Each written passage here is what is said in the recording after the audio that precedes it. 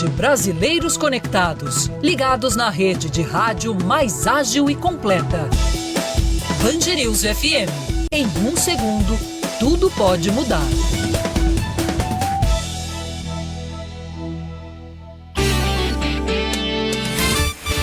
Agora, Band News Manaus. 8h26, 8h26 na capital amazonense. Muito bom dia, você que acompanha a Band News Difusora FM nos 93.7 pelo aplicativo Humano, o aplicativo Band Rádios, nossa página na internet bandnewsdifusora.com.br e também a nossa live pelo Facebook. É um prazer estar na sua companhia. Eu sou Samara Souza, sigo com você junto com Daniel Jordano até às 10 da manhã com muita informação no Band News Manaus desta quarta-feira, 23 de setembro de 2020. Vamos juntos. Bom dia, Daniel. Bom dia, Samara Souza. Bom dia, você ouvinte 93.7. Lembrando que já estamos também no Facebook e também você pode acompanhar no super aplicativo Humano, nossa transmissão em imagem, áudio e vídeo, e também no bandnewsdifusora.com.br. Vamos que vamos para as atualizações das principais notícias desta quarta-feira. Lembrando que você pode participar através do nosso canal direto de comunicação, que é o nosso WhatsApp 993519370. Repercute a fiscalização em restaurantes e bares na capital amazonense. Fala, Cindy Lopes. A Associação Brasileira de Bares e Restaurantes no Amazonas, a Brasel, afirma que a determinação do prefeito Arthur Neto de impor multas mais rigorosas aos empresários penaliza estabelecimentos que cumprem as medidas de prevenção ao coronavírus. A entidade disse que todos os locais associados à Brasel estão seguindo rigorosamente as normas impostas pelos órgãos responsáveis, o que gerou um gasto para os empresários se padronizarem a essa realidade. Na última sexta-feira, Arthur Neto cobrou dos órgãos responsáveis uma fiscalização mais rígida. Um homem de 43 anos é preso em flagrante pela Polícia Militar por suspeita de estuprar a própria filha durante 9 anos. A prisão ocorreu no bairro Novo Aleixo, zona norte da capital. Quem acionou a polícia foi a mãe da vítima. A adolescente de 15 anos passou por exames e em seguida foi encaminhada ao Serviço de Atendimento às Vítimas de Violência Sexual. A menor relatou que era abusada sexualmente pelo pai desde os 7 anos de idade, com ameaças e agressões. O homem foi levado à sede da especializada, onde foi autuado pelos crimes de estupro tentado e estupro de vulnerável. Interessante aí que a mãe não foi conivente, até porque foi ela que flagrou a situação.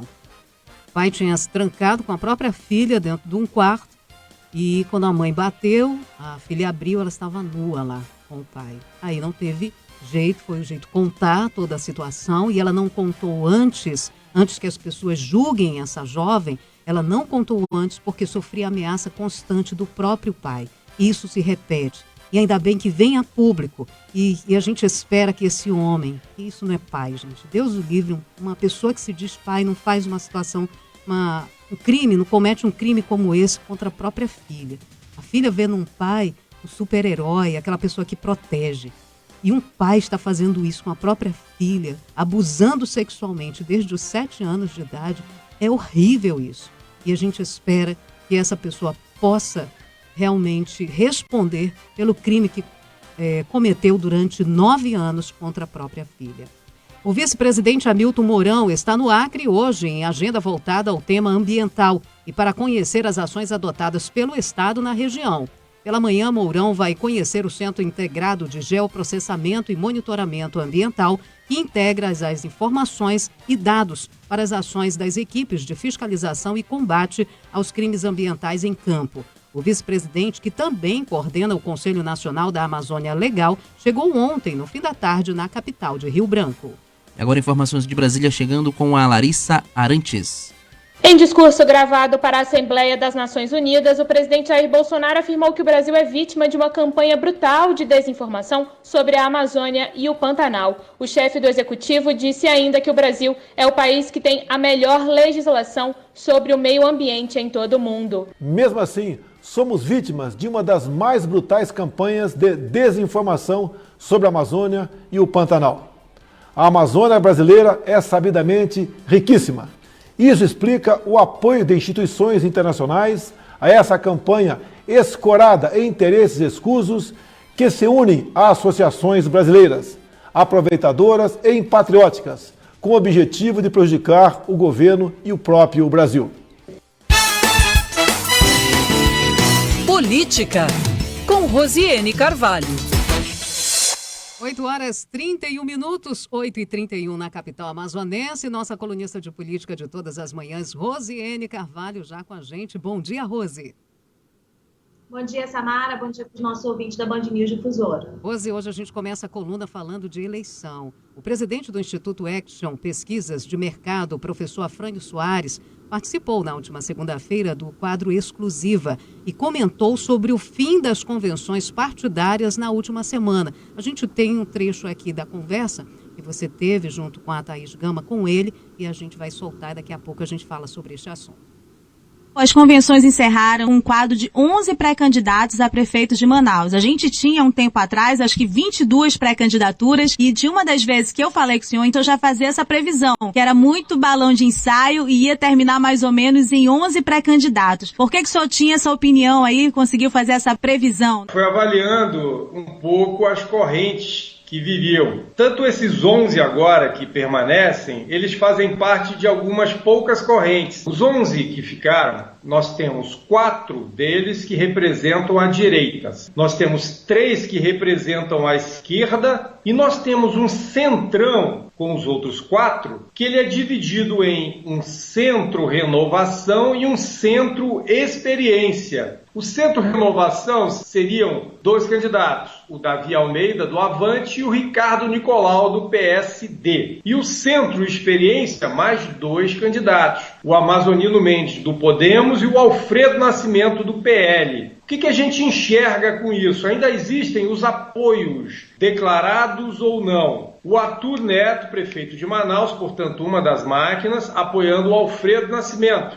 O Eduardo Braga, senador, não representa necessariamente uma máquina, mas com uma influência enorme, apoiando o Amazonino Mendes. O governo do Amazonas, meio que camufladamente, apoiando o Davi Almeida. E o senador Omar Aziz, apoiando o deputado Ricardo Nicolau. Ainda tem uma briga muito grande pelo apoio do presidente Jair Bolsonaro. Nessa briga estão todos os candidatos de direita, incluindo Romero Reis e Chico Preto. Não só Coronel Menezes, que se autodeclara como detentor desse apoio, ou o capitão Alberto Neto, que subiu alguns degraus nessa escada ao ser anunciado vice-líder na Câmara Federal, vice-líder do governo na Câmara Federal. Professor, já do lado da esquerda, pode concluir. O apoio mais importante seria do Lula, né, que o José Ricardo diz ter, e até tem mesmo, eu já vi esse apoio declarado do Lula. O Marcelo Amil do PCdoB puxa uma militância que historicamente vem com o PT, quando ele vem como majoritário, e o Gilberto Vasconcelos, aí eu não tenho certeza, mas acho que é um candidato representando os LGBTs. Se for, não deixa de ser uma representação interessante também, como uma minoria, como o PSTU vem. Interessante, dentro dessa análise, ele deu nome aos bois. Ainda apresentou planilha, né, no dia do quadro Exclusiva. O professor Afrânio Soares disse também que Bolsonaro é o melhor cabo eleitoral para a Prefeitura de Manaus e que candidaturas de centro tentam linhas de renovação e experiência para conquistar o eleitor. E você destaca dentro deste primeiro assunto, Rose.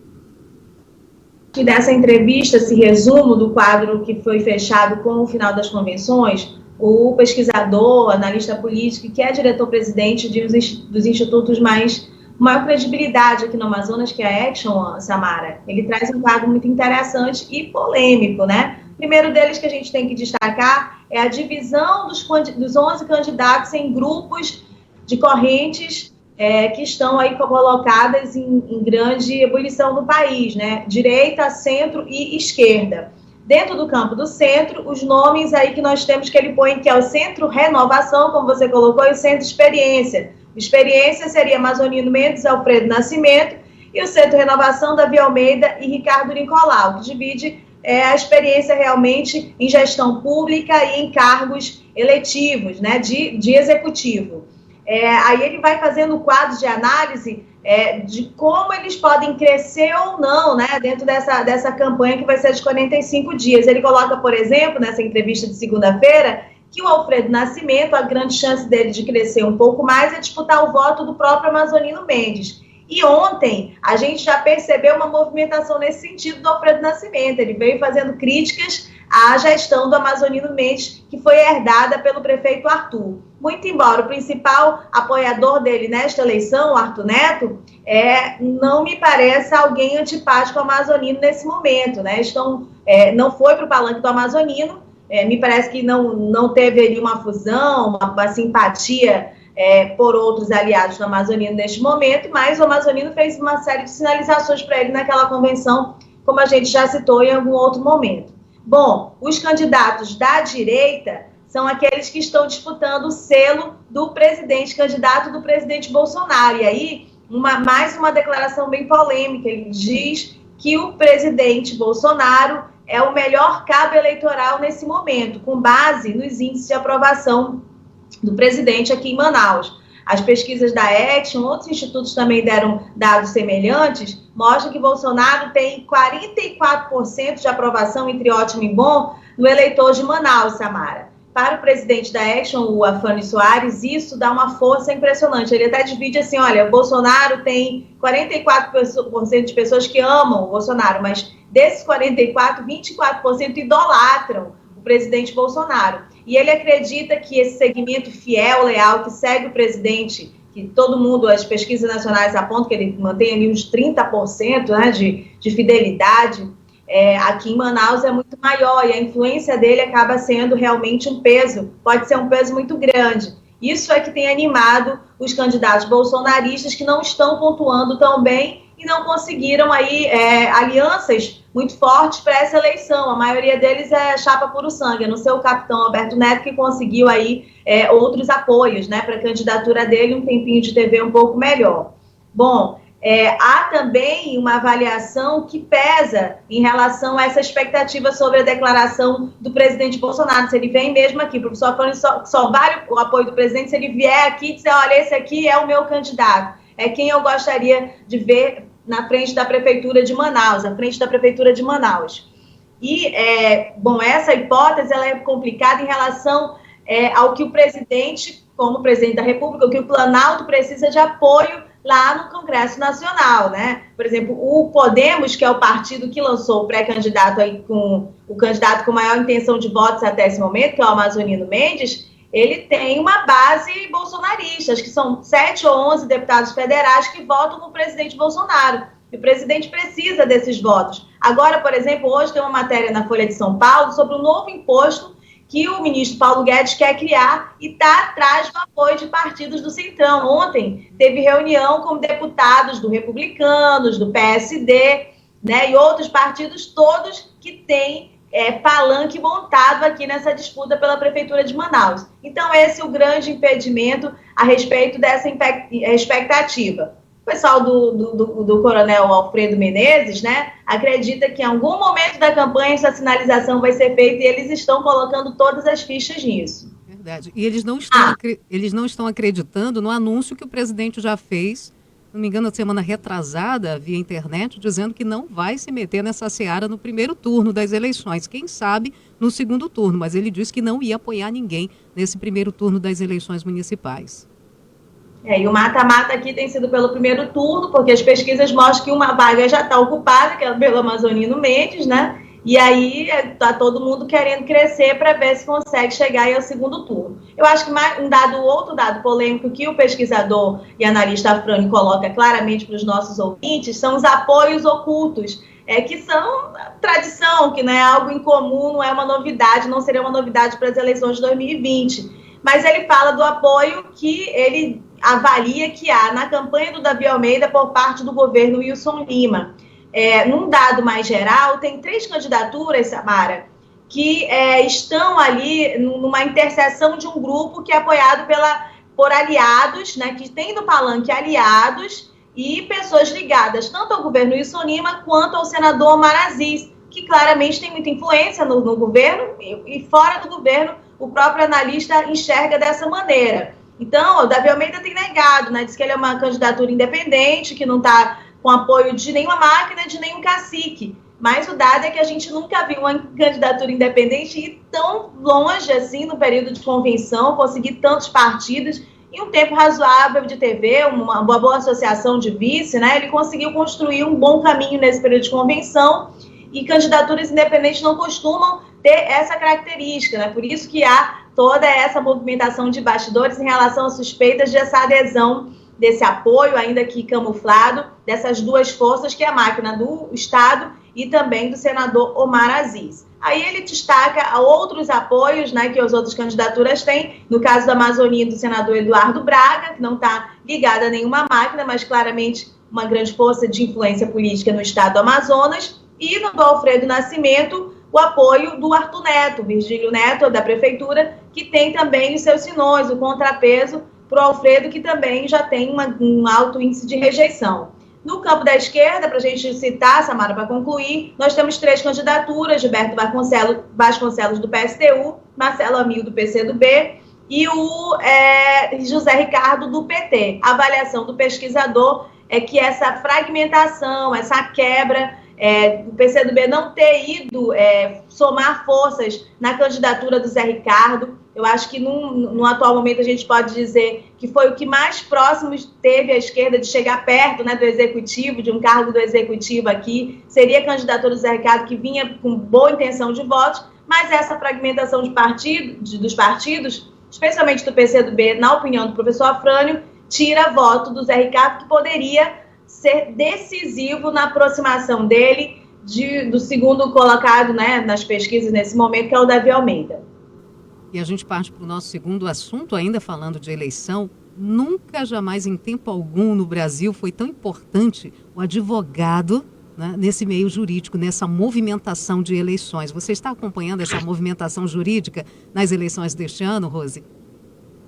Estou sim, Samara. A gente tem muita movimentação. Acho até que nas últimas semanas a guerra de bastidores pior foi no meio jurídico, né? A gente mesmo destacou um dado aqui muito que chama a atenção, que impressiona, que é o filho do presidente do TRE numa convenção, numa convenção do Coronel Menezes. Mas eu que te pediria para a gente tratar com mais detalhe desse assunto na coluna de amanhã, para a gente tentar passar as nossas pautas factuais em função do nosso tempo curto. Certo, então a gente passa para o discurso do presidente Jair Bolsonaro. Jair Bolsonaro fez ontem um discurso na ONU, ele abordou a Amazônia.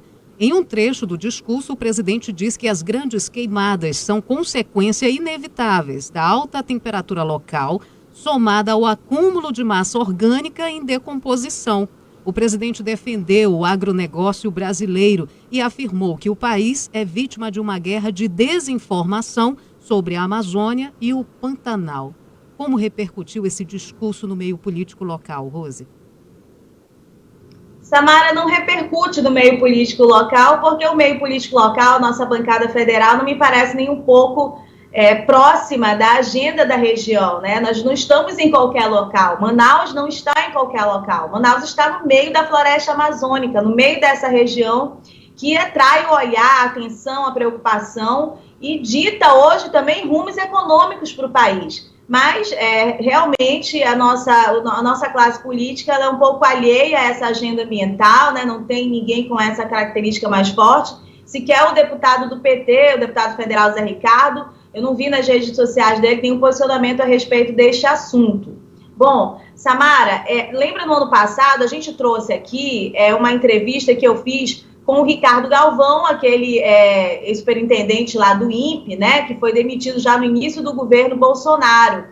Ao ser questionado a respeito da Zona Franca de Manaus, ele trouxe uma declaração que causou uma reação tremenda ali, né, no meio político. Era uma falácia que a Zona Franca de Manaus garantia a floresta em pé. E ele, na declaração dele, ele dava os motivos por que ele pensava desse jeito. Ele dizia assim, olha, não é um pobre coitado que derruba e que desmata a Amazônia, que desmata, né, é o causador do desmatamento. São as grandes corporações, né, as fazendas, né, os proprietários, eles têm de terras, né, os grandes proprietários de terras, eles têm maquinário, eles têm uma força muito grande, não é o coitadinho que está se empregando na Zona Franca que vai desmatar, que é o principal responsável por esse desmatamento.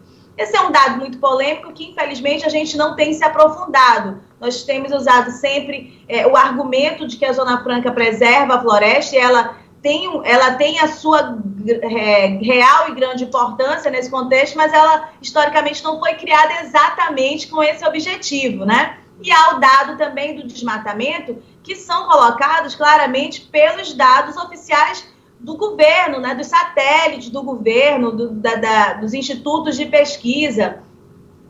Hoje mesmo, a mídia nacional, ela coloca ali que propriedades rurais de médio e grande porte respondem por 72% dos focos de calor ocorrido em 2019 nos 4 maiores hotspots, né, que são as áreas críticas aqui da Amazônia. Então, é uma conclusão feita por levantamentos aí com base nos dados dos satélites brasileiros, inclusive, e nos dados monitorados pelo Cadastro Ambiental Rural. Eles vão fazendo esse cruzamento de dados, onde estão os focos de calor e onde existem as grandes propriedades, e chegam a algumas conclusões. Por exemplo, que os 4 maiores hotspots de desmatamento estão em Altamira, lá no Pará, São Félix do Xingu, no Pará também, Porto Velho e Lábrea, aqui no Amazonas, né? Eles somam 17,5% desse desmatamento na Amazônia Legal, que ocorreu entre agosto de 2018 e julho de 2019. Então, são dados muito contundentes, oficiais, científicos,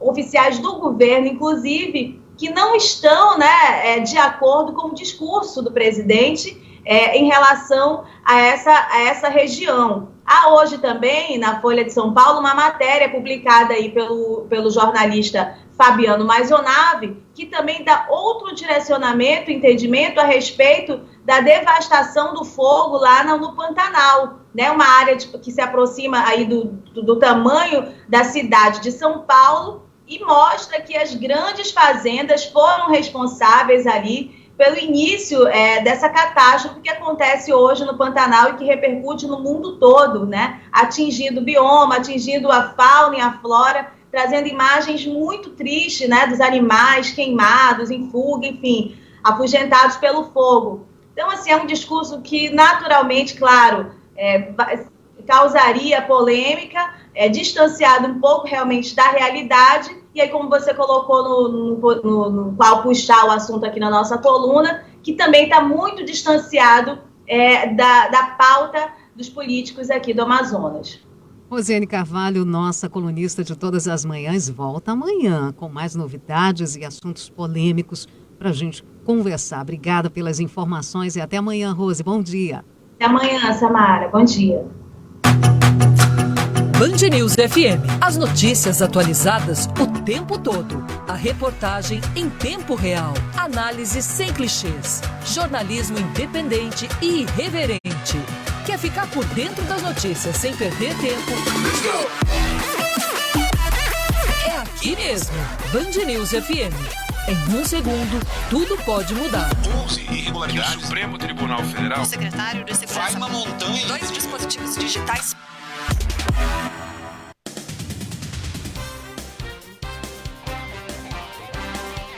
Agora em Manaus, 8 horas 49 minutos, 8h49 na capital do Amazonas. Segundo bloco do Band News Manaus, eu, Daniel Jordani e Samara Souza por aqui, te atualizando com as principais notícias de hoje. Uma pesquisa revela que, independente da quantidade de pessoas, o transporte coletivo não é um ponto de contaminação do coronavírus. Quem conta pra gente é a Gabriele Moura. As pessoas que saem de casa para trabalhar falam que é comum ônibus lotados e notam ainda a falta de limpeza nos veículos. Para evitar aglomerações e a proliferação da doença, a frota de ônibus foi reduzida na cidade e tem voltado ao normal aos poucos. Sobre isso, uma pesquisa apontou que, independente da quantidade de pessoas, o transporte coletivo não é um ponto de contaminação do coronavírus, mas ainda que os passageiros devem estar com máscara de proteção. Acorde com essa, né? Com essa informação, uma pesquisa dizendo que não, apesar de todo mundo junto e misturado, e apesar de estar usando máscara, não tem ponto de transmissão dentro do transporte coletivo. A reportagem da Band News Difusora flagrou agora de manhã em ônibus da empresa Líder, linha 447, ali nas proximidades do Coroado. As pessoas sim estavam de máscara, o que a reportagem observou, porém, todo mundo aglomerado. Mas já detalhes ainda nesse jornal sobre essa situação dos ônibus, o ouvinte fique atento. A gente ouviu, claro, um contraponto, um especialista, uma epidemiologista, então já a gente traz mais informações. Terras indígenas podem ter impactos negativos por conta da atividade minerária, diz um estudo. Tawane Costa tem as informações. A atividade de mineração pode representar aumento de 20% no impacto aos territórios indígenas da Amazônia brasileira. Segundo o estudo da Universidade Federal de Minas Gerais, Universidade de São Paulo e de instituições internacionais, o prejuízo aos serviços ecossistêmicos deve alcançar os 5 bilhões de dólares. A pesquisa destaca ainda que a exploração de minérios poderá crescer de 700 mil quilômetros quadrados de floresta para até 860 mil quilômetros quadrados. Agora a gente fala de um assunto, Samara, do Amapá, mas que repercutiu num país inteiro, aquela situação daqueles policiais militares acusados de racismo e agrediram uma pedagoga lá no Amapá. A gente tem atualização, manifestantes se reúnem em frente ao Comando Geral da Polícia Militar em Macapá para pedir por justiça pelo caso da pedagoga negra Eliane do Espírito Santo, que foi agredida na última sexta-feira durante a abordagem policial lá no Amapá. O ato pacífico realizado por organizações do movimento negro juntou pessoas com cartazes aos gritos "Vidas negras importam" e "Justiça". Um vídeo publicado na internet mostra o momento em que um policial derruba a pedagoga e dá um soco no rosto dela. Durante o ato, ela disse que muitas pessoas passaram a mesma situação e ninguém fez nada. Ela fez um desabafo e a gente coloca um trechinho desse áudio. Por quê? Porque não tem como provar. Por que eles fazem isso? Por que fizeram isso? Por que fizeram isso com a minha família? Por que estão me sujando nas redes sociais? Por que estão dizendo que eu sou traficante? Absurdo isso. Absurdo. É mais um caso de racismo que acontece no Brasil. É um caso, claro, também que vai ser investigado. O governador lá do Amapá já disse que determinou rigorosa apuração. Da corregedoria da PM também lá já se manifestou. Mas isso só prova que racismo no Brasil ainda existe. O racismo estrutural ele é presente em muitas camadas da sociedade, oriundos de uma dívida histórica que o Brasil tem com os negros desde a época da escravidão. Então a gente espera que esse caso seja apurado e punido para que sirva de exemplo, para que outros casos não aconteçam. Infelizmente acontecem ainda no Brasil, em pleno século XXI, a gente ainda tem que falar sobre racismo. E diga-se de passagem que o assunto racismo é o segundo plano dessa ação de agressão dos policiais. O policial que agiu com muita agressão, deu um soco na cara dessa mulher, dessa pedagoga. Abuso de poder, ele foi para cima dela ao ver que ela estava filmando a situação de outros policiais agredindo o marido dela. E eles não contavam que o filho da pedagoga estava em um andar de cima, em uma residência, filmando também toda a situação. E é chato que isso espalha pelo país, porque aqui em Manaus foi flagrado também um contingente militar que estava no Hospital João Lúcio à noite, agredindo uma pessoa que estava lá tentando entrar no hospital para ajudar o pai dessa pessoa que tinha entrado e ele precisava levar uma cadeira de rodas. 5 policiais estavam nessa ação e um deles se exaltou, gritava com essa pessoa. Quanto mais a pessoa pedia a calma do policial militar aqui do Amazonas, mais ele se exaltava, aumentava o tom de voz. Aí teve em dado momento, ele não aguentou e empurrou essa pessoa. Deu um empurrão no peito dessa pessoa. Aí todo mundo foi para cima, mesmo com muita gente gravando essa situação lá no Hospital João Lúcio. Ele não contou conversa, ele não diminuiu o tom de voz, ele não esfriou a cabeça. Infelizmente, os colegas que estavam com esse militar também não interviram na situação, né? E ficou por isso mesmo. Só quando as pessoas foram para cima é que um policial afastou o outro que estava agredindo. Então, a Polícia Militar já está em posse dessa imagem que circulou nas redes sociais, na internet, e vai abrir uma sindicância para apurar quem é o policial, quem eram os policiais que estavam naquela situação, para apurar. Porque a gente não pode fazer disso uma rotina. Os policiais têm que manter a cabeça fria num momento como esse. Eu já vi em tanta situação os policiais estarem com a cabeça fria e numa situação assim tão pequena, só porque o rapaz porque queria entrar no hospital, não precisava, chamava ele num canto, esfria sua cabeça, uma outra vamos forma conversar. de abordagem, né? Pois é, uma outra forma de abordagem. Isso não reflete a Polícia Militar do Estado do Amazonas. Então, policiais militares, a Polícia Militar do Estado do Amazonas não merece essa ação que aconteceu no Hospital João Lúcio à noite, onde esse policial foi flagrado dando um empurrão e gritando com essa pessoa que apenas pedia calma e queria ajudar o pai que tinha dado entrada naquela unidade de saúde. A Corregedoria Geral do Sistema de Segurança Pública, em nota, acabou de chegar aqui, Samara, diz que vai realmente abrir um procedimento para apurar esse caso. Então, o caso já está na Corregedoria Geral da SSP. A gente espera que o caso seja apurado e que, se tudo confirmado, né, se essa investigação feita, que o agressor seja punido, independente se usa fardo ou não. Seja punido, como essa manifestação lá no Amapá também estava pedindo a prisão dos policiais ou do policial que agrediu essa pedagoga lá no estado aqui da região norte do país, o Amapá. Agora... Opa, desculpa. Não, foi eu que te atropelei. Mas vamos lá, vamos para Brasília com o João Pedro Melo.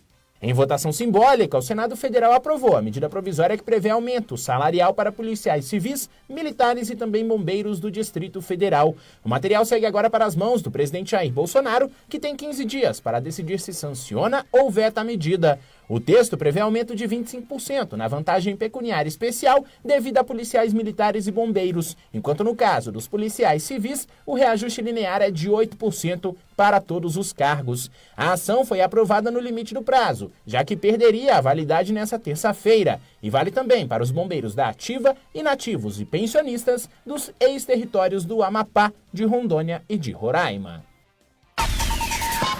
Tecnologia, com Warrison Lacerda e Maíra Gama. Os carros autônomos estão cada vez mais perto de se tornar realidade. A Tesla deu um prazo bem curtinho para que os carros autônomos cheguem às ruas. É isso mesmo, Warrison? Maíra, pelo menos nas promessas do Elon Musk é isso mesmo, né? O Elon Musk, ele já ficou conhecido por fazer promessas que nem sempre se concretizam, né, Maíra? Verdade. Mas é verdade que elas acabam se tornando realidade depois de algum tempo. Às vezes ele erra no timing, mas quase sempre ele acerta no que ele promete, né? E ele acaba de reiterar uma promessa de que em cerca de um mês, mais ou menos, a gente deve ter a publicação de uma nova versão do Autopilot, que é o sistema de condução hoje semi-autônoma dos carros da Tesla, e que, segundo ele, daqui a um mês vai ganhar uma versão beta que vai transformar os carros da Tesla em totalmente autônomos. Eles estão chamando de full driving, né? Ou seja, totalmente autônomos. Ele diz que os engenheiros da Tesla refizeram completamente o código do Autopilot e que agora vai vir essa versão beta, né? Vamos ver se é verdade, né, Maíra? Se dessa vez vem mesmo, né? O que eu não sei se também não é meio assustador, viu, Maíra? Porque na semana passada a gente teve um incidente desses bizarros, né? Um casal que foi parado no Canadá num carro que estava se deslocando a nada menos do que 140 por hora, um carro da Tesla, e os dois estavam dormindo, segundo os policiais que pararam o carro. Agora você imagina, ainda não é totalmente autônomo, os caras já estavam dormindo lá dentro. Imagina agora, se vier mesmo um sistema completamente autônomo, o que as pessoas vão fazer, né? É verdade. E se você tem uma dúvida, escreva para o tecnologia@bandnewsfm.com.br. Jornais atualizados a cada 20 minutos. Informações do trânsito, dos aeroportos, do tempo. Opinião contundente e irreverente. Jornalismo de credibilidade do Grupo Bandeirantes de Comunicação. Só aqui, na rádio de notícias mais ágil e veloz do seu dial. Band News FM. Participe da ABF Export Digital Região Norte, a feira digital oficial da Associação Brasileira de Franchising. Aproveite essa oportunidade para conhecer diversos modelos de negócios que combinam com o seu perfil investidor. De 22 a 24 de setembro. Acesse abfexportdigital.com.br, conheça as marcas expositoras e agende agora a sua reunião. Band News FM. Em um segundo, tudo pode mudar. Você ouve Band News Manaus. Ajustando o relógio, né, Samara? 9 horas em ponto na capital do Amazonas, 9 horas. A gente vai para o terceiro bloco do Band News Manaus dessa quarta-feira, com as atualizações das principais notícias do dia. O Daniel Jordano e Samara Souza por aqui, enquanto o Arthur Coelho está em férias. Isso, balançando bem, Jamim. Tá curtindo as férias de 5 dias, mas volta conosco na próxima segunda-feira aqui na bancada do Band News Manaus. Enquanto isso, vamos tocando barquinho, Samara. A Companhia de Gás do Amazonas, a Cigás, destaca a ocorrência de um possível vazamento da substância em bairros da zona centro-sul de Manaus. Ao longo deste mês de setembro, a Cigás foi acionada por meio do número telefônico 117, o 117, com relatos sobre odor supostamente associado ao gás. Em todos os casos, a equipe técnica da companhia foi acionada para a investigação dos locais de onde partiram os chamados, com um instrumento de detecção de gás, e não foi observada nenhuma anormalidade. Segundo a Cigás, o odor foi notado também em regiões onde sequer há rede de gás natural, como no bairro Aleixo. Aí fica aí, que mistério aí. Mistério, né? Você, ouvinte que mora nessas regiões e sentiu um cheiro de gás, aí manda sua mensagem pra gente também no 99351-9370, 99370. Enquanto isso, Samara, vamos falar um pouco de saúde. Pesquisa sobre tuberculose é realizada aqui na capital do Amazonas. Conta pra gente, Cid Lopes. A Universidade Federal do Espírito Santo realiza em Manaus a pesquisa chamada Tuberculose e Imigrantes nos Países dos BRICS, Brasil, Rússia, Índia, China e África do Sul. O trabalho está sendo executado também em Boa Vista, São Paulo, capital, e Curitiba. Os pesquisadores utilizam material gráfico para orientação em português, espanhol e na língua indígena uarau. A previsão é que a pesquisa em Manaus seja concluída em 30 de outubro.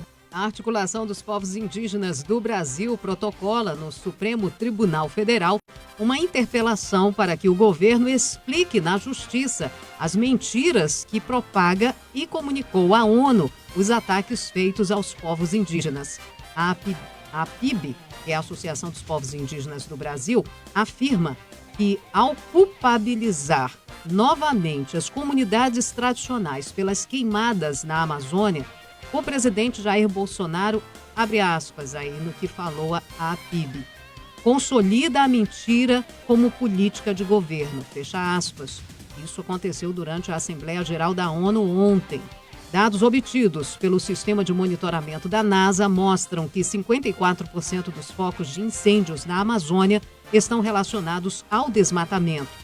No Pantanal, a Polícia Federal investiga fazendas que fizeram queimadas de forma criminosa para abrir pastagens para a pecuária. E eles acabaram prejudicando outros empresários do agronegócio naquela área da cidade. Vendo matérias televisivas ontem, até pela TV Bandeirantes, outras agriculturas, outras formas, até mesmo da soja, né? A agricultura de soja foi prejudicada ali. Avança o fogo nessa área. Então, quem tentou fazer isso prejudicou não só ele, como outras formas também de agricultura nessa área. Os próprios países europeus e também o próprio mercado começa a enxergar a Amazônia como um commodity importante e pede essa preservação, pede que o agronegócio brasileiro, e o agronegócio brasileiro sério, aquele que comprometido com o meio ambiente, já se preocupa também, porque se a gente tem um problema ambiental na Amazônia e também no Pantanal, isso gera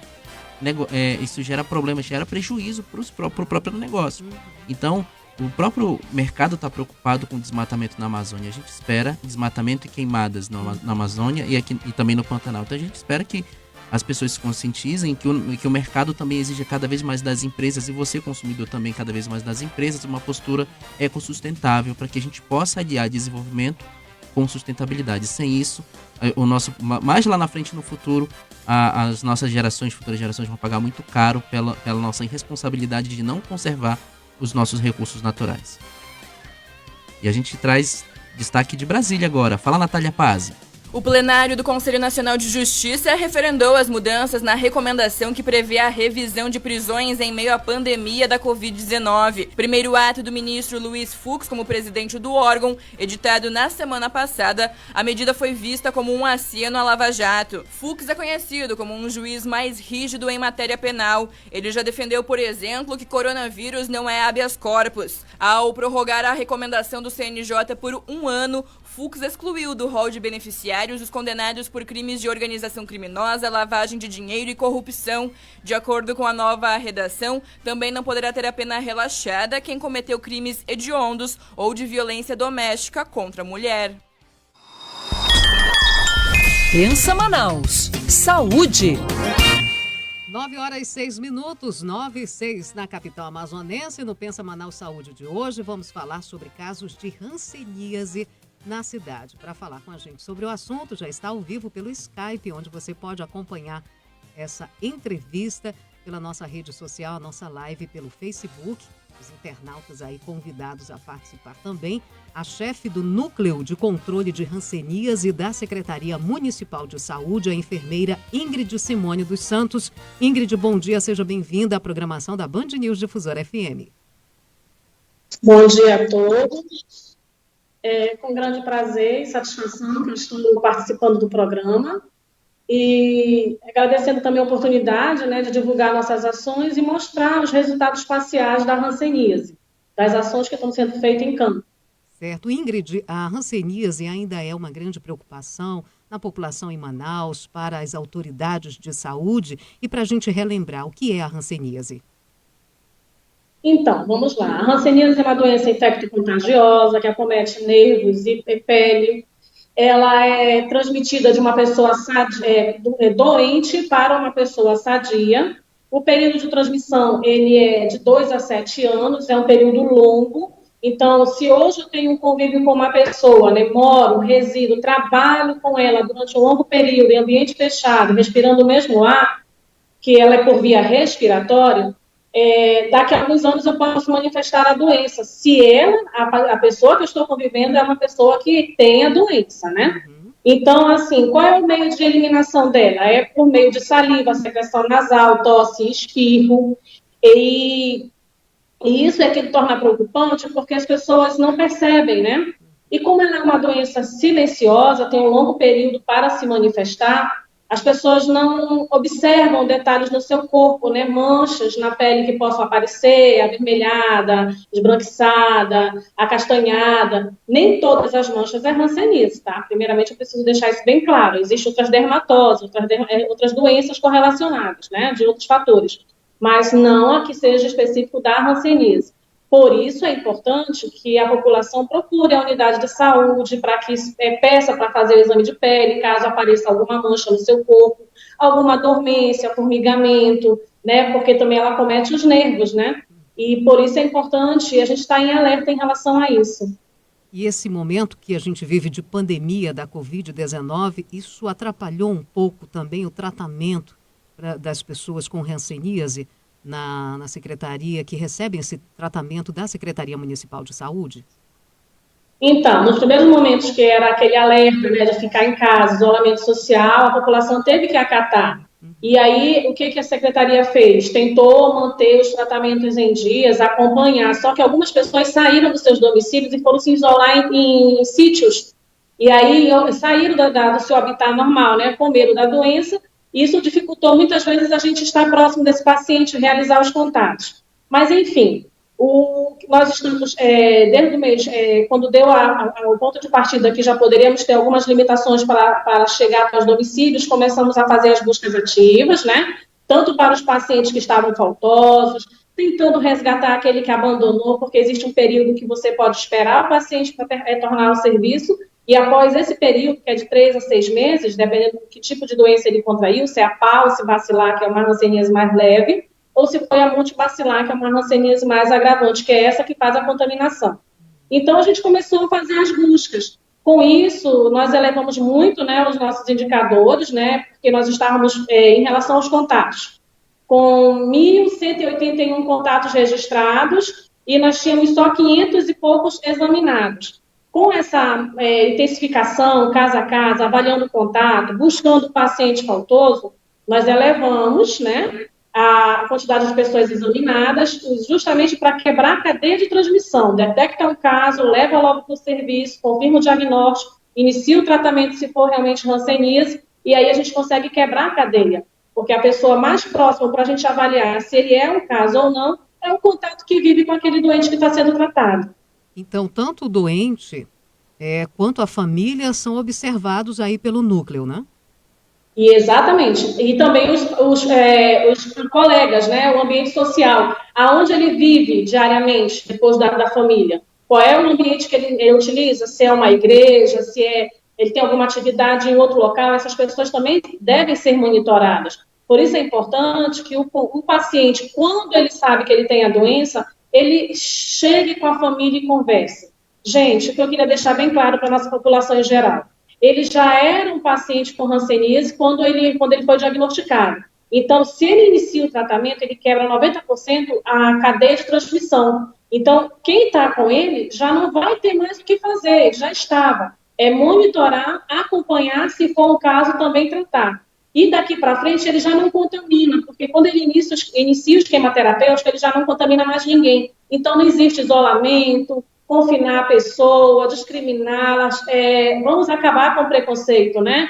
O estigma é o que é a maior barreira que nós encontramos hoje, seja na visita domiciliar, seja através de uma aula, uma palestra, as pessoas têm medo, seja dentro de uma unidade de saúde, quando a gente está fazendo ação educativa, as pessoas têm medo de manifestar isso. Gente, é uma doença como outra qualquer. Ela é milenar, ela vem desde a época lá de Jesus, lá atrás, mas ela tem cura. Tem medicamento, está gratuito na rede pública, então só cabe a nós ir em busca do serviço. Por isso que o check-up anual da população, indo na unidade de saúde para avaliar se tem alguma mancha, se tem algum nervo comprometido, algum formigamento, numa linguagem mais básica, né? Alguma coisa que esteja incomodando, procure. A equipe vai fazer o exame de pele. Se nos locais que existe mancha, for feito o teste de sensibilidade, que também não é nada invasivo, né? São apenas toques de temperaturas, pontinhas de alfinete, agulha só para testar a sensibilidade local, é um algodãozinho que passa para ver se a pessoa sente. São testes básicos, não dói.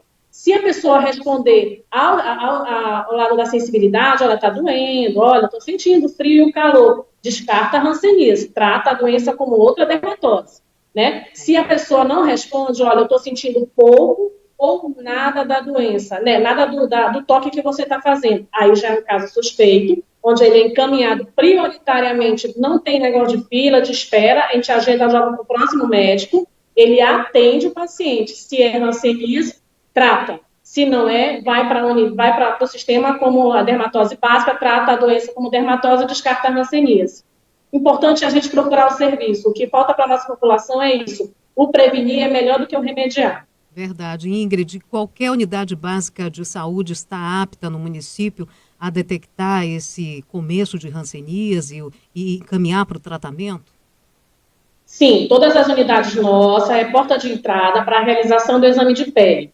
Existe profissionais que podem ter alguma dificuldade no diagnóstico, mas por isso que existe um núcleo e os distritos, os técnicos estão atentos, toda e qualquer situação que precisa que a equipe multidisciplinar, desde a dermatologista, a gente vai até a unidade fazer uma consulta conjunta para justamente realmente ter eficácia no diagnóstico. Se é um caso de hanseníase, a gente vai tratar, se não é, a gente vai descartar. Mas no primeiro momento, o paciente ele é atendido, ele é feito todos os exames, solicitado o exame de baciloscopia, que é onde vai dar uma resposta mais eficaz também nesse diagnóstico, e aí, depois disso, inicia o tratamento.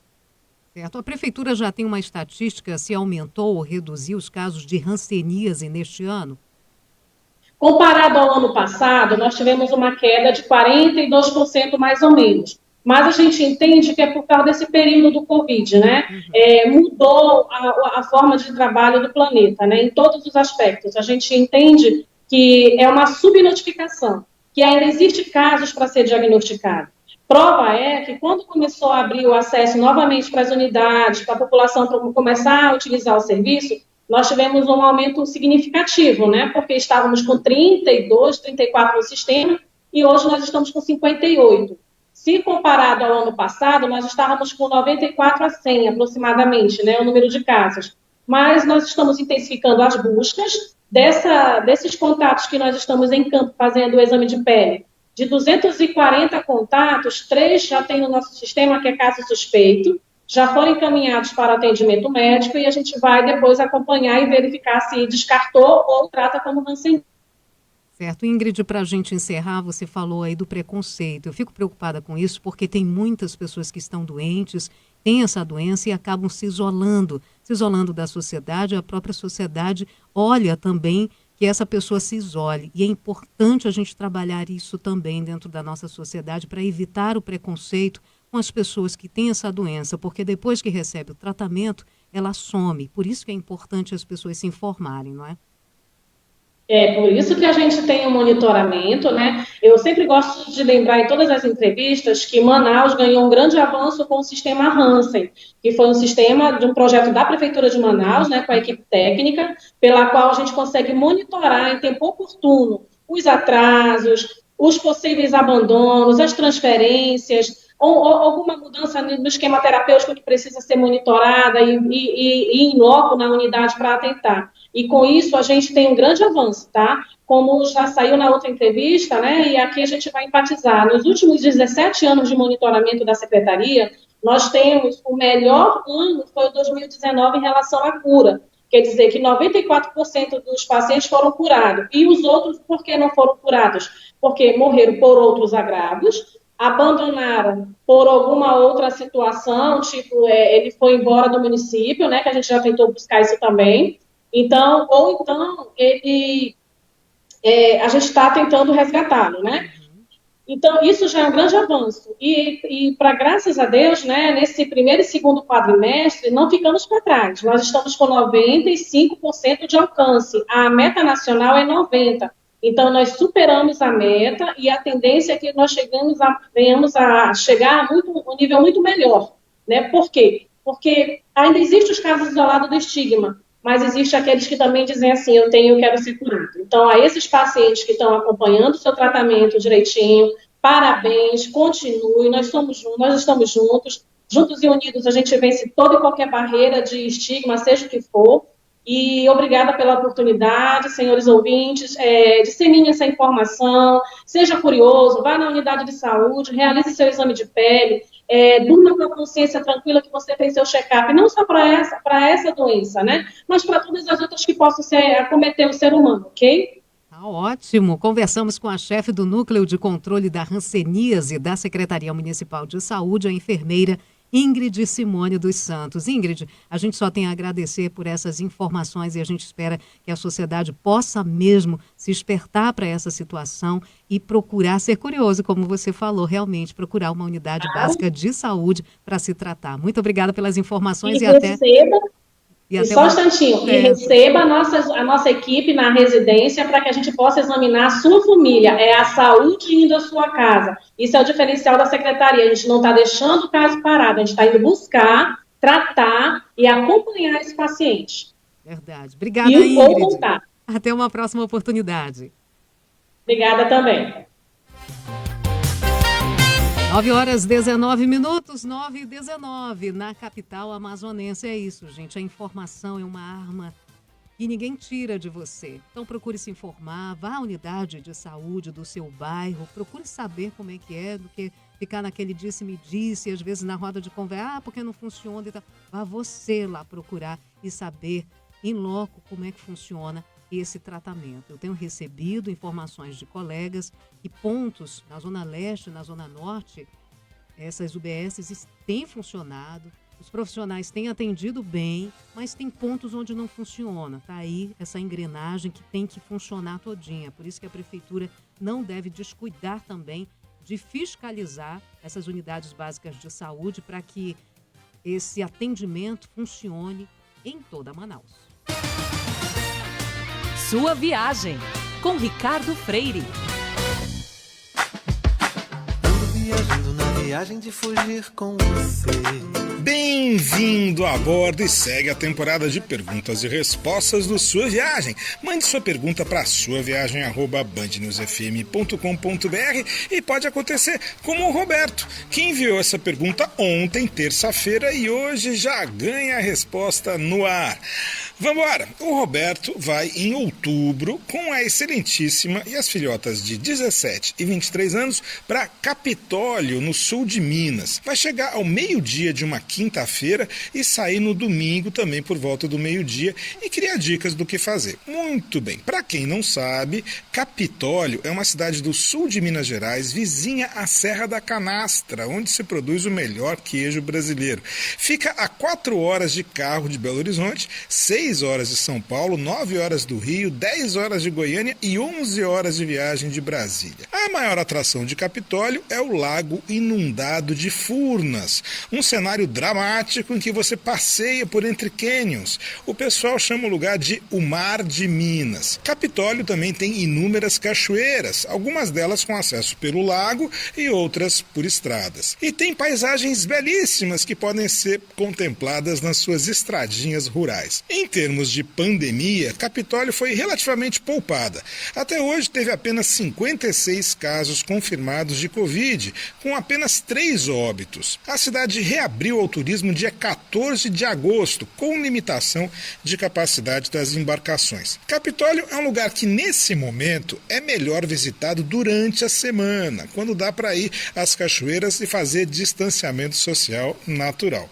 Como você vai chegar na quinta, Roberto? Eu sugiro o seguinte: no dia da chegada, visite o Mirante dos Cânions, vai dar tempo de tarde. Na sexta-feira, faça o passeio do lago, se possível no modo privativo, numa lancha privada.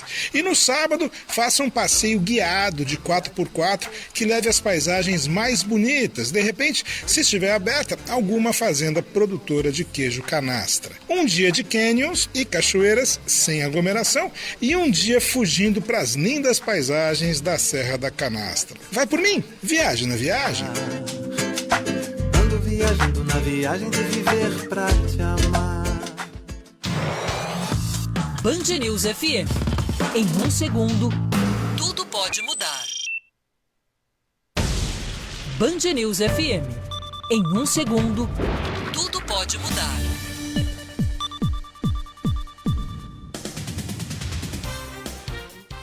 Agora em Manaus, 9 horas 22 minutos, 9h22 na capital do Amazonas, nessa quarta-feira. O sol começando a sair agora, né, Samara? Verdade. Sol entre nuvens, daqui a pouco a gente fala do tempo e da temperatura também em Manaus, na região metropolitana, mas hoje um clima um pouquinho mais ameno, será, Samara? Será que promete um clima mais ameno? Ai, não, desconfio disso. Tenho até medo de dizer, hoje estava um vento fresquinho, tempo nublado no fim da madrugada. Mas, de repente, o sol já abriu e quando ele dá confiança para ele, mano, já viu, vai esquentar já. Daqui a pouco, informações de tempo e temperatura. Enquanto isso, vamos com as manchetes do momento. Quase 11 metros cúbicos de madeira serrada são apreendidos pelo policiamento ambiental da Polícia Militar do Amazonas. Em fiscalização na rodovia Manoel Urbano, a M070, a equipe do batalhão abordou um caminhão tipo caçamba que estava transportando madeira serrada. Após a abordagem, foi constatado um documento de origem florestal que não tinha essa documentação. O motorista do veículo, juntamente com a carga, foram conduzidos à delegacia especializada em crimes contra o meio ambiente para procedimentos cabíveis. Uma reunião técnica virtual com a direção da Agência Nacional de Energia Elétrica, a ANEEL, está marcada para ocorrer no próximo dia 30 de setembro. Na pauta, né, o aumento, que a gente não quer que chegue ao patamar de 8,5%. Bem, a solicitação foi realizada pela Comissão de Defesa do Consumidor da Assembleia Legislativa e tem o propósito de retomar a discussão sobre o reajuste da conta de luz proposto pela concessionária Amazonas Energia. A proposta de reajuste médio da empresa foi de 8,5%, mas os valores definidos só serão aprovados após a análise das contribuições obtidas na consulta pública que estão em vigor. Essa consulta pública segue até o dia 9 de outubro. E se entrar em vigor, esse reajuste começa no dia 1º de novembro. O Ministério Público Federal em Rondônia recomenda que a Fundação Nacional do Índio, a FUNAI, e a Secretaria Especial de Saúde Indígena façam uma barreira sanitária e de segurança nas linhas que dão acesso à terra indígena Urueuauau, para proteger os povos isolados da região. A recomendação acontece após a morte do famoso indigenista, né, Samara? Riele Franciscato, coordenador da Frente de Proteção Etnoambiental que pertencia à FUNAI. Ele foi atingido no tórax por uma flecha disparada por índios isolados na região de Seringueiras, em Rondônia, no dia 9 de setembro. Para o Ministério Público Federal, a recente tragédia reflete aí o afrouxamento das ações de fiscalização e monitoramento dos territórios indígenas e demanda a rápida atuação dos órgãos responsáveis para efetivar a proteção territorial naquela região. Chegando destaque de Brasília, fala Thalita Almeida. Segue para a sanção ao veto do presidente a possibilidade de pagamento de auxílio emergencial para profissionais do setor esportivo. O projeto de lei aprovado ontem pela Câmara prevê 3 parcelas de R$ 600 para maiores de 18 anos. Atletas e para-atletas com idade mínima de 14 anos que sejam vinculados a uma entidade desportiva também poderão receber o benefício. Outra condição é que o esportista não esteja trabalhando com carteira assinada. Conforme o texto, o beneficiário deverá ter renda familiar mensal per capita de até meio salário mínimo ou renda familiar mensal total de até 3 salários mínimos, o que for maior, e não ser titular de benefício previdenciário ou assistencial. Ao tramitar no Senado, parlamentares incluíram no rol de profissionais aptos a receber o auxílio cronistas, jornalistas e radialistas esportivos sem vínculos empregatícios com entidades de prática desportiva ou emissoras de radiodifusão. Band News. Tempo. 9h27, tempo ensolarado na capital amazonense, temperatura de sol entre nuvens. Neste momento, a gente acompanha imagens aí pela nossa live no Facebook. 27 graus é a temperatura de momento, com sensação térmica de 30 graus. Mas que calor! A umidade relativa do ar está em 84%. E segundo a Climatempo, a previsão para hoje é sol com aumento de nuvens pela manhã e estão previstas pancadas de chuva à tarde e à noite. Lembrando que essas pancadas de chuva estão vindo em áreas isoladas e muitas delas acompanhadas daquele pacote. Ventania, trovão, trovoadas, relâmpago. E isso aconteceu em municípios aqui do Amazonas. Teve uma forte ventania que atingiu os municípios de Codajás e Beruri, no Amazonas. Então já sabe, verão amazônico, a gente tem essas pancadas de chuva acompanhadas aí, o que causa até medo, né? Ventania, então, Deus me livre. Temperatura máxima prevista pela Climatempo para esta quarta-feira em Manaus é de 34 graus. Seu caminho. Vamos ao trânsito da capital amazonense, intenso nas principais ruas e avenidas da cidade.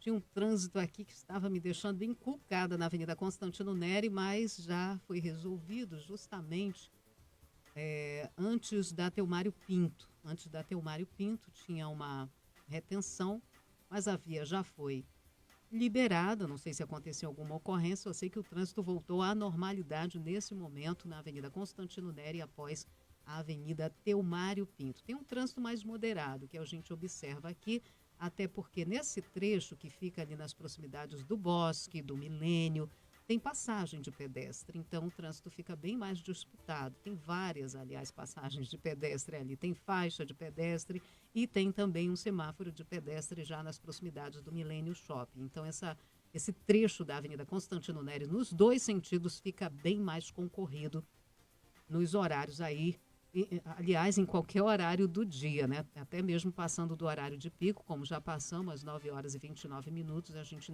ainda observa um trânsito mais moderado para o local. Trânsito tranquilo na Avenida de Djalma Batista, só apenas aqueles pontinhos de retenção de semáforo, principalmente observando aqui pelo mapeamento, cruzamento com a João Valério e logo em seguida no cruzamento com a Rua Pará. Passando esse ponto, o trânsito segue tranquilo na Djalma Batista. Voltando para Constantino Neri, continua bem disputado um ponto da Constantino Neri que fica ao lado do Terminal 1 da Constantino Neri, onde a pista está mais estreita devido ao avanço das obras, então apenas uma faixa fluindo ali e só passa um carro por vez, um ônibus por vez e não tem jeito. Então, como a pista está mais concorrida nesse trecho devido ao funilamento da via, estreitamento da via, o trânsito segue com retenção justamente nesse ponto, sentido bairro Centro, bem ao lado da obra do T1. 9h30 em Manaus. Mônica Bergamo, na Band News FM. Conforme prometido, Mônica Bergamo tem novos bastidores da indicação do substituto do ministro Celso de Mello no Supremo Tribunal Federal. Ontem a Mônica contou que o presidente estava atrás de um nome que pudesse beber cerveja com ele. E agora, Mônica? Comer torresmo? Um tremoço? Tremoço, bom. É bom, né? Eu posso contar a historinha, Mônica? Lógico, adoro as suas histórias. A Sheila falou de tremoço. Dia desses eu fui no... Dia desses não, bem antes da pandemia, fui no boteco lá perto de casa com 2 amigos. E aí a gente sentou e pediu um chopp pra cada um, uma porção de não sei o que lá. Eu falei, você tem tremoço? Aí o cara, tenho, falou dando risada, tenho. Eu falei, então traz uma porçãozinha pra mim. Aí dá 10, 15, 20 minutos, não chega o meu tremoço. Aí eu chamei o cara e falei, amigão, o tremoço não vem? Ele, não, mas como assim? Eu falei, o tremoço. Ele falou, mas tem isso aí mesmo? Ele achou que eu tivesse inventado uma porção com um nome engraçado. Sério? E tivesse sacaneando ele não sabia. Garçom de boteco, não sabia, Mônica, que existia tremoço. Mas vem cá, tremoço é tremoço em todo lugar do país? Eu não sei do que vocês estão falando. Ah. É certeza, ó. O Sandro Badaró, que vem de Salvador, também não sabe do que é, que vem de Salvador, tá vendo? Pensa num milho com um formato de disquinho. Todo mundo conhece. Não. Não, uma coisa. Sabe o M&M? Sim, M&M. Pensa num milho com formato de M&M. Um disquinho de hóquei, assim, achatado. É só em São Paulo que tremoço chama tremoço? Sim. Eu não sei o nome, mas eu já vi isso, mas não sei o nome de onde eu venho. Bom, estão convocados aqui todos os nossos ouvintes. Como fala tremoço em outros lugares? Ó, Yuri falando no Rio, nem imagino o que é. Tremoço é espanhol, diz o Ovídio aqui. Bom, Mônica, e aí? Tem tremoço, tem torresmo, tem cerveja? Tá a foto do tremoço aqui, tá? Pra quem tá acompanhando a live. Diga lá, Mônica. Ô Megali, você se recorda, você bem disse aí, que a gente disse ontem que o presidente pretende indicar uma pessoa que toma cerveja com ele no fim de semana para ocupar a vaga do ministro Celso de Mello. É uma frase, obviamente, simbólica para dizer que vai indicar alguém da sua inteira confiança. Pois bem, a coisa vai se afunilando, né, Megali, nessas características, porque além de ser da confiança do presidente, precisa ser da área do direito, né, com notório saber jurídico. Não pode ele indicar um general interino para ser ministro por um tempo do Supremo, para fazer um teste. Não pode inventar muito, porque há regras, né, tem que ter notório saber jurídico e o Senado precisa aprovar a escolha. Então não dá para ser assim da cartola totalmente. Embora seja uma escolha totalmente pessoal dele, não dá para inventar muito fora desse espaço do mundo jurídico, como ele já colocou esse critério da cerveja, tomar cerveja com ele, então a coisa se afunila e, num primeiro momento, se afunilou para o André Mendonça, ministro da Justiça, e Jorge Oliveira, secretário-geral da Presidência, amigo íntimo do presidente e da família toda. E aí estão entrando setores do Centrão, Megali, que estão detonando justamente o André Mendonça, dizendo que ele não aguenta meia hora de telejornal. Esse é o argumento principal. Não resistiria à pressão da imprensa. Na hora H de matar no peito, vamos dizer assim, né, de matar a bola no peito, sucumbiria a essa pressão. Eles citam, por sinal, situações em que ministros indicados pelo PT, que foi quem mais indicou nos últimos anos, né, ficou muito tempo no poder, indicou vários ministros, e eles citam o Centrão, esses líderes do Centrão citam muitas situações em que justamente esses ministros, Megali. Muito bem. Mônica, um beijo pra você, até amanhã. Até amanhã. 9h34. Fiscalização em restaurantes e bares repercute e a Associação do Setor se manifesta.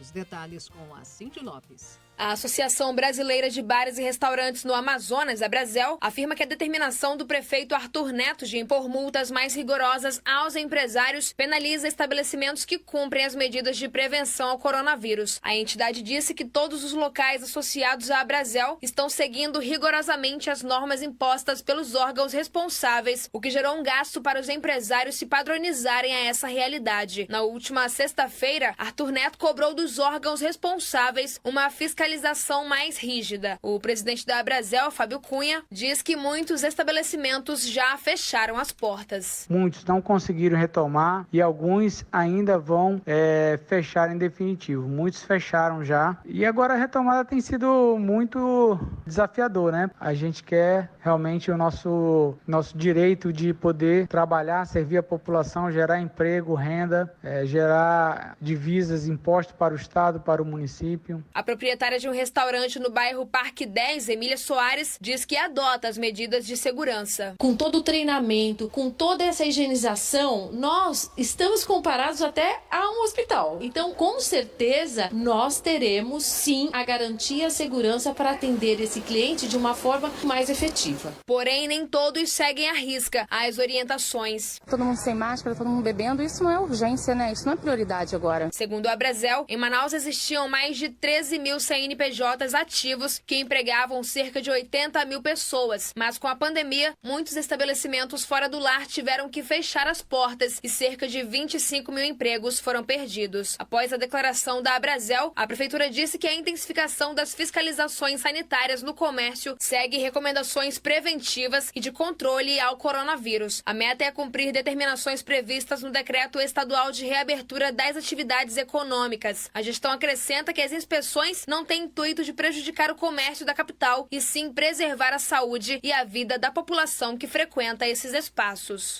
Tem que fiscalizar, não tem jeito. Enquanto alguns espaços estão investindo pesado para justamente manter o seu ambiente dentro daquilo que preconiza a OMS, dentro daquilo que pede o governo do estado, as medidas de segurança, ainda vivemos num momento de pandemia, tem muitos locais, muitos estabelecimentos que não respeitam isso. Nosso ouvinte já falou logo cedo, eu trouxe aqui essa informação dizendo que tem pontos onde se você, cliente, não cobra isso, vai ficando tudo por isso mesmo. Não oferecem álcool em gel, não pede para as pessoas entrarem ou saírem com a máscara, enfim, aglomeração acontecendo e reclamando de fiscalização não pode, gente. Esse é um momento que a gente precisa fiscalizar, precisa manter esse controle, porque ainda vivemos um momento de pandemia e é imprescindível que a própria população cobre isso dos estabelecimentos comerciais que estão ali fazendo ouvido de mercador. Tem muitos estabelecimentos que não estão mais oferecendo álcool em gel, não estão mais cumprindo com as determinações aí para a reabertura. A gente não quer o comércio fechado de novo, não, muito pelo contrário. A gente quer aberto, a gente não quer mais que ninguém perca o seu emprego, a gente não quer mais que a economia sofra, porque sofre todo mundo. Mas a gente precisa manter, né, a máscara, em primeiro lugar, saiu de casa, usa máscara, manter o distanciamento e manter as mãos higienizadas. Isso é imprescindível. E o nosso ouvinte, o Flávio Moraes, tirou foto aqui, ele diz, aqui no ônibus, eu tô assim, ó, ele fez um vídeo, aí mostra dentro do ônibus, e o ônibus até limpinho, gente, todo mundo sentadinho, ninguém em pé, ele tá lá atrás, pelo vídeo que ele mandou pra gente, acompanhando a nossa programação. Que bom, Flávio, forte abraço a você, obrigada pelo carinho e também obrigada pela audiência.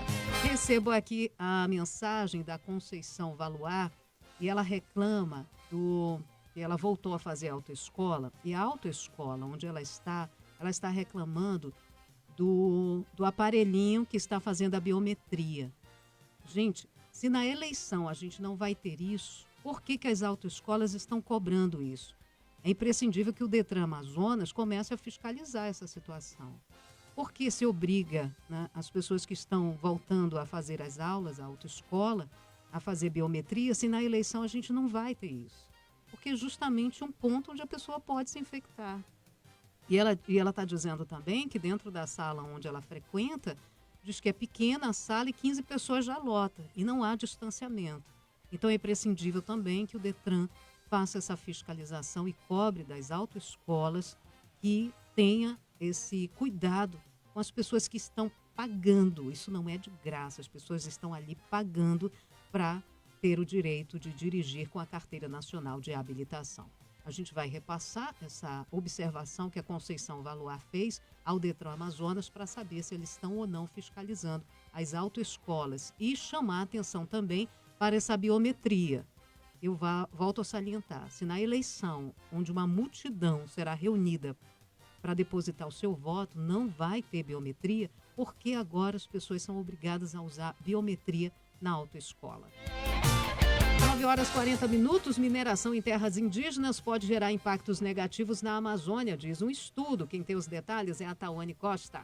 A liberação da mineração em territórios indígenas pode aumentar em mais de 20% o impacto da atividade na Amazônia brasileira e gerar perdas de até 5 bilhões de dólares em serviços ecossistêmicos, como regulação de chuvas e produção de alimentos. A informação consta no estudo da Universidade Federal de Minas Gerais, Universidade de São Paulo e de instituições internacionais. A pesquisa destaca ainda que a exploração de minérios causa desmatamento em um raio de 70 quilômetros. O ambientalista Carlos Durigan relata os prejuízos à natureza e aos indígenas. Ele afirma que é preciso uma avaliação sobre a atividade minerária. É uma situação que precisa ser tratada caso a caso, com base em envolvimento dos povos indígenas impactados, de cientistas que possam estar dando respaldo para a tomada de decisão, para avaliar se a atividade minerária em questão, ela vale a pena. Que a mineração, de qualquer forma, é uma atividade altamente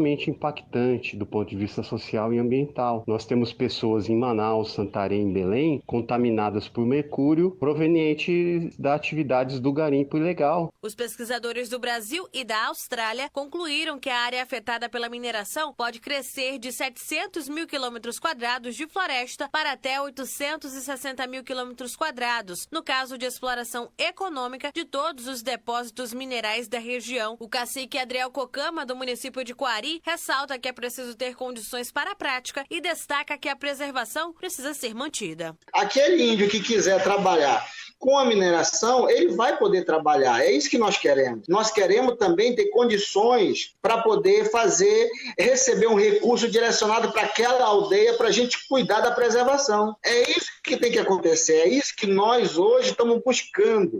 A nova geração, hoje ela quer sim continuar preservando a Amazônia. Nós queremos a nossa fauna, a nossa flora, mas também queremos ter uma vida digna. O Centro de Sensoriamento Remoto do Instituto de Geociências da Universidade de Minas Gerais é responsável por avaliar as perdas econômicas com base em 4 serviços da floresta amazônica, como produção de alimentos, a castanha do Pará, madeira e borracha, redução de gases de efeito estufa e regulação climática.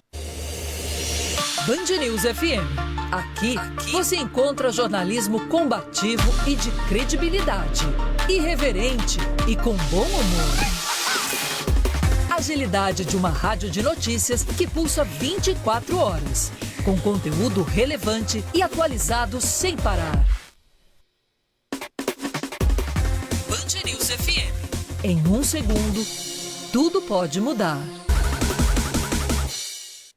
Precisou Caixa Tem, precisou Caixa Tem. Depois de baixar, tá no seu celular, pode usar. Precisou Caixa Tem, precisou Caixa Tem. Precisou Caixa Tem, precisou Caixa Tem. Pra sacar, pra pagar, pra mandar também dá pra poupar. Precisou Caixa Tem, pra ajudar e comprar. Pra pagar contas, fazer compras, sacar, mandar dinheiro pra alguém ou que precisar, conte com uma solução leve, segura e fácil de usar. Precisou? Caixa Tem. Caixa, o banco de todos os brasileiros. Band News FM. Em um segundo, tudo pode mudar.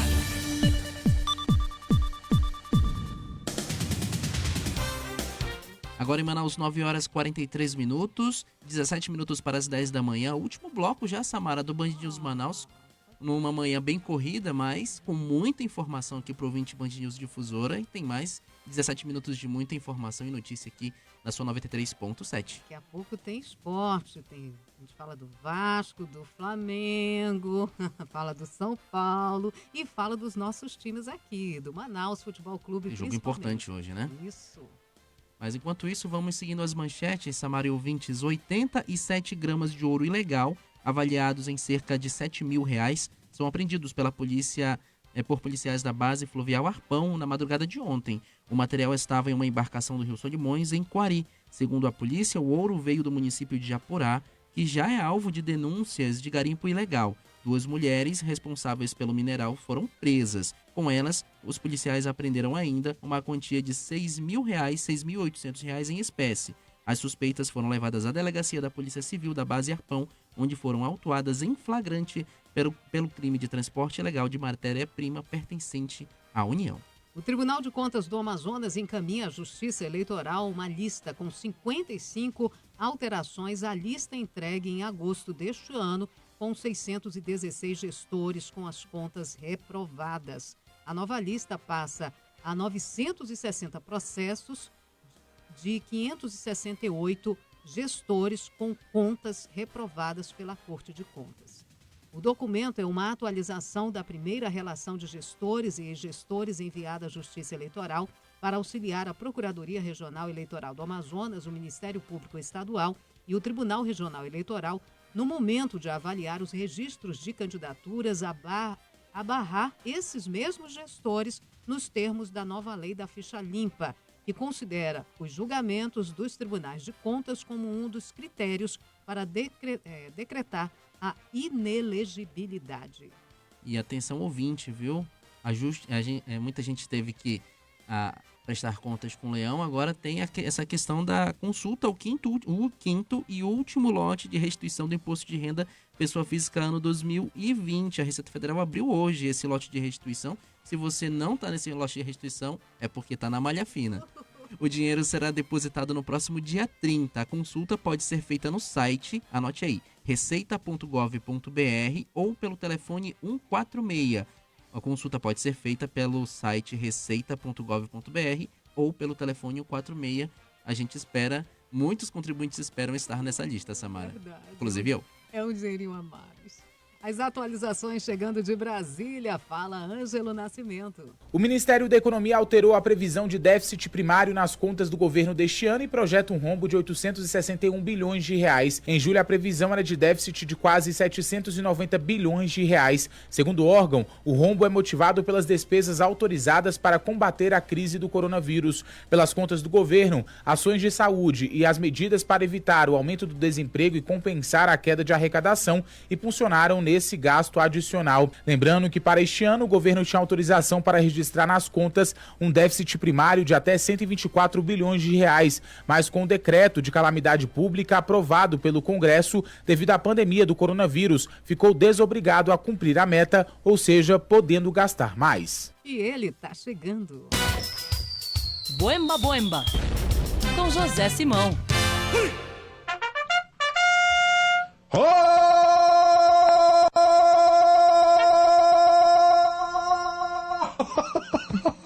Zé Simão! Corneta. Foi curtinha hoje. Presidente? Cadê a corneta? Foi muito curtinha, põe. Corno que cortou a corneta. Ô, Zé Simão! Estão sabotando a gente, presidente. Todo mundo para fora da cama, já pro sofá, porque sem perda de tempo temos piada pronta.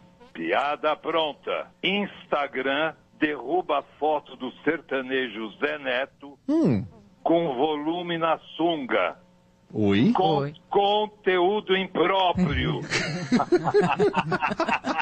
Depende do ponto de vista. Não, o Instagram queria que ele cortasse o impróprio.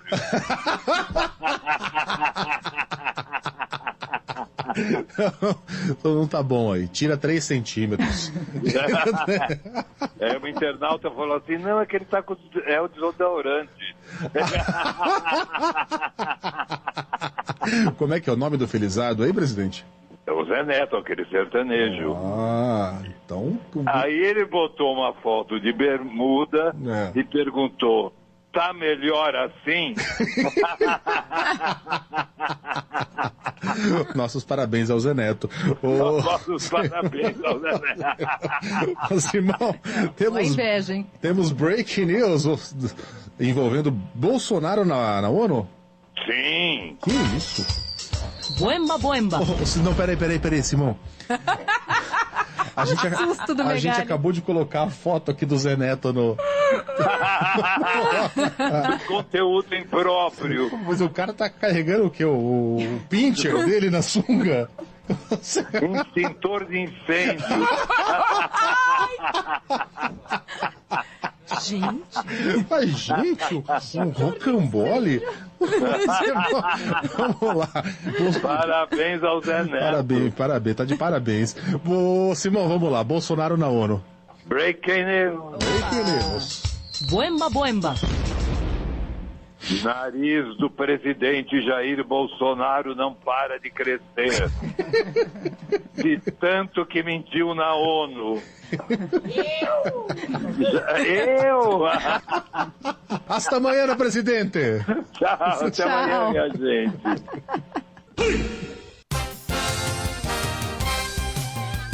9h50, 9h50 na capital amazonense, faltando 10 minutinhos para as 10 horas da manhã. A gente vem com a informação sobre os ônibus, né, do transporte coletivo.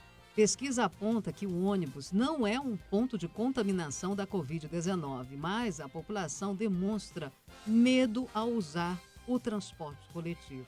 Reportagem de Gabriele Moura. Desde o início da pandemia, surgem questionamentos sobre o risco de transmissão da Covid-19 relacionado a diferentes atividades diárias, como fazer compras em supermercados, ir a restaurantes, usar o transporte público, entre outras. Para evitar aglomerações e a proliferação da doença, a frota de ônibus foi reduzida na cidade e tem voltado ao normal aos poucos. Mas sobre isso, uma pesquisa apontou que, independente da quantidade de pessoas, o transporte coletivo não é um ponto de contaminação do coronavírus, mas ainda que os passageiros devem estar com máscaras de proteção. As pessoas que saem de casa para trabalhar falam que é comum ônibus lotados e notam ainda a falta de limpeza nos veículos, como relata o vendedor Adonai Barroso. Que falta um certo cuidado, uma certa atenção, uma falta de higienização nos ônibus. Então você vê cadeiras sujas, você vê corredores de ônibus sujos também. O presidente executivo da Associação Nacional das Empresas de Transportes Urbanos, a NTU, Otávio Costa, diz que não foram encontradas evidências de que o aumento do número de passageiros transportados levou à incidência de casos confirmados de Covid-19. Então, os riscos das pessoas se contaminarem no transporte público são mínimos desde que os ônibus sejam desinfectados diariamente nas garagens à noite. Quanto aos passageiros, é importante que eles se previnam com o uso de máscaras. A Organização Mundial da Saúde orienta que é necessário manter o distanciamento social de até 1,5 metro e ainda beijos e abraços como prevenção. No transporte coletivo, a medida de distância não é cumprida e a infectologista Ana Galdina explica que é preciso manter o alerta. E aí você vai no transporte público e vai segurar no corrimão, segurar nos bancos, apertar o botão de saída, então seria um ambiente ideal para haver essa contaminação. E naquelas entradas pode ficar vírus, pode ficar bactérias, pode ficar fungo. O estudo tem como base dados coletados do número de passageiros transportados em 15 sistemas de transporte públicos urbanos por ônibus no Brasil. O Amazonas soma mais de 130 mil pessoas contaminadas pelo coronavírus. Falar em aglomerações, a gente recebe aqui um vídeo do nosso ouvinte. Ele diz: vamos falar em distanciamento social, recepção da Fundação Secom todo dia a partir das 6h30 da manhã, até o tucupi de gente. Ele fez um vídeo, gente, para você ver. Hoje com o celular, nada mais está escondido. Não adianta dizer que as aglomerações acontecem em festas, bares e restaurantes, se até os próprios órgãos do governo estão acontecendo as aglomerações. E isso numa unidade de saúde, que é a Fundação Secom, que trata do câncer. Então, nosso ouvinte passando aqui para a gente esse vídeo feito às 6h30 da manhã, uma grande aglomeração na recepção da Fundação Secom. 9h54, vamos falar de esporte. De esporte é com ele, esporte é com ele. Patrick Vieira na área, bom dia. Bom dia, Samara, e bom dia aos ouvintes da Band News. Deixa eu abrir aqui a minha colinha, pera só. Notícia do Norte, o Remo age rápido e anuncia Paulo Bonamigo. Bonamigo? Isso. Quase que não sai. Bonamigo como técnico na vaga de Mazola Júnior. Conta tudo pra gente. Samara, apenas 6 horas depois da demissão de Mazola Júnior, o Remo anuncia a contratação do técnico Paulo Bonamigo. O gaúcho retorna ao Leão Azul 20 anos depois da primeira passagem pelo Baianão. Experiente, Bonamigo tem 59 anos e comandou ao longo da carreira times como Botafogo, Atlético Mineiro, Fortaleza e Palmeiras. Olha aí, o currículo é bom. Nos tempos de jogador, teve destaque atuando pelo Grêmio, onde conquistou títulos. O último comando de Paulo Bonamigo no Brasil foi pelo Boa Vista no Campeonato Carioca desta temporada. O próximo jogo do Remo pela Série C é justamente contra o Manaus no dia 27, em Belém, no Mangueirão. É pra gente ter medo? Não. Vamos enfrentar. O Remo tá pior que o Manaus na tabela, então é aquele jogo lá que a gente pode ganhar, se o Remo ganhar embola a tabela, então vamos esperar, né? Como é que o Manaus tá? 7 jogos? 7 jogos, 5 empates, uma derrota, uma vitória. Tá na sexta colocação? 7ª colocação, ali no meio da tabela, né? Então, vamos lá, pra cima. Ganhamos dele aqui, Isso. fora de casa. Não é possível que lá dentro da casa do adversário a gente vá perder essa. Espero que não. Eu já estou torcendo pelo empate. Com certeza. E falando no Manaus, o Esmeraldino acerta a contratação de Jack Chan para a disputa da Série C. Opa, a gente vai ter um reforço? Tem uns golpes lá, né? Ele se destacou pelo Amazonas FC no Campeonato Amazonense deste ano, mas foi eliminado na fase preliminar da Série D com a camisa do Nacional. O Jack Chan, de 24 anos, chega para ser o novo reforço do Manaus FC para a disputa da Série C do Brasileiro. Ele tem 7 gols em 14 jogos no ano, né? E será o 3º clube do jogador nesta temporada. Ele começou a treinar com o elenco do Gavião nesta terça-feira no estádio Carlos Amit, na zona leste de Manaus. O clube se prepara para enfrentar o Remo, como a gente já tinha visto, no sábado em Belém. Jack Chan assinou por 2 temporadas com o Manaus e chega para suprir a necessidade de Vitinho, ele que foi emprestado por Muriaré de Minas Gerais após aquela polêmica lá, ele com Covid jogando pelada, né? Ele merece. Vamos falar da Libertadores, não tem como, tinha torcedor do Vasco, olha que é o Vasco hoje que está na reta. A torcedor do Vasco torcendo para o São Paulo contra o Flamengo. E aconteceu tudo ao contrário, né? Tudo ao contrário, né? Ontem a LDU, na verdade, recebeu o São Paulo lá na altitude, né?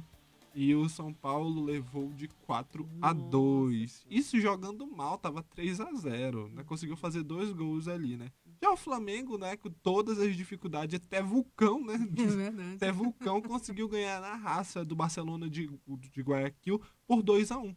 Isso com os gols no primeiro tempo, e o Barcelona ainda conseguiu ali fazer um golzinho ali no segundo. Pressionou. 6 minutos de acréscimo. Nossa. Mesmo assim, o Flamengo conseguiu, né? E tá bem ali, porque o Independente Del Valle, que ganhou do Flamengo de 5-0, perdeu pro Júnior Barranquilla de 4-1. Então o grupo tá meio embolado, né? O Flamengo precisa somente de 1 ponto para se classificar, mas eu já vi esse filme, eu sou flamenguista, eu falo isso, né? Então a gente não pode falar que já tá classificado, né? Porque em 2017 a gente tava do mesmo jeito e a gente perdeu justamente pro Júnior e não passamos. Cada partida é uma partida, né? É uma batalha mesmo, ainda mais agora com o coronavírus, né? Então todos têm que se cuidar. E hoje tem o Vasco com o Botafogo. Tem Vasco, Botafogo, Copa do Brasil, né? Vamos esperar. Campeonato Brasileiro também tem um jogo, né, do Sport Corinthians, aqueles que foram adiados. Tem também Internacional e Grêmio na Libertadores. É clássico. Isso, Palmeiras e Guarani, Vasco, Botafogo, Ceará e Brusque. Também temos Iranduba e Corinthians, 5 horas da tarde aqui em Manaus, pela Série A do Campeonato Brasileiro Feminino. Tá ótimo. Obrigada, Patrick. Até amanhã. Valeu, Samara. Até amanhã. Band News informa. Com Camila Hirsch e Renata Venere. Camila, a Ana Paula nos mandou 2 perguntas, então a gente vai responder uma e amanhã a gente vai responder a outra. A primeira delas é a seguinte: qual é o melhor horário de treino? Existe isso, fazer de manhã ou à noite? Ela só perguntou da manhã e da noite, mas inclui aí o horário do almoço, né, que muita gente acaba vendo ali a possibilidade de treinar. Faz alguma diferença do ponto de vista técnico, do ponto de vista de performance? A pessoa vai render mais se ela treinar de manhã ou se treinar à noite? Tem algum problema para dormir se ela resolver treinar à noite? Vamos falar do ponto de vista fisiológico, técnico e de evolução, que é o que mais as pessoas querem saber, né? Olha, Ana Paula, o que eu vou te falar aqui é o que muitas pessoas falam. O melhor horário para se treinar é aquele que você consegue treinar. O que acontece é que existem algumas características pessoais, individuais e algumas características que a atividade física também acaba influenciando na nossa vida, como, por exemplo, quando a gente pratica uma atividade física, a gente fica mais focado, a gente fica com a nossa atenção mais direcionada, a gente dá uma acordada, a gente fica mais alerta. E isso, muitas vezes, pode ser que não seja interessante para quem vai treinar à noite, porque já está numa hora de você abaixar, acalmar, e não precisa tanto de uma atenção apurada, né? Então, assim, a gente tem que tentar sempre estar dentro de uma linha adequada de saúde, dormindo quantidades de horas suficientes que sejam interessantes para você, num horário onde o corpo realmente vai se recuperar, se reestruturar para um dia seguinte, né? E fazer atividade física no horário que você consegue. E como a própria Renata disse aqui agora, não necessariamente amanhã à noite. Às vezes pode ser um pouco antes da hora do almoço, no horário do almoço, depois do almoço, né? Então, cada um tem que reencontrar e manter outros hábitos saudáveis também durante o dia, como eu já disse, o sono, uma hidratação correta, uma alimentação mais equilibrada. De manhã, de tarde ou à noite, aquela coisa, né? Tem que treinar, gente. Tem que achar um espacinho aí na sua agenda. Dúvidas? Mande aqui pra gente, @rvenere e @Camila_, aquele risquinho embaixo, Hirsch, HIRSCH. Se preferir, manda um e-mail, informa@bandnewsfm.com.br. Ponto final no Band News Manaus desta quarta-feira. Fique agora com Band News Station. Eduardo Barão e Ellen Brown, enquanto Carla Bigato segue nas suas merecidas férias. Daqui a pouco eu volto te atualizando com as principais informações da nossa região. 10 horas, 1 minuto.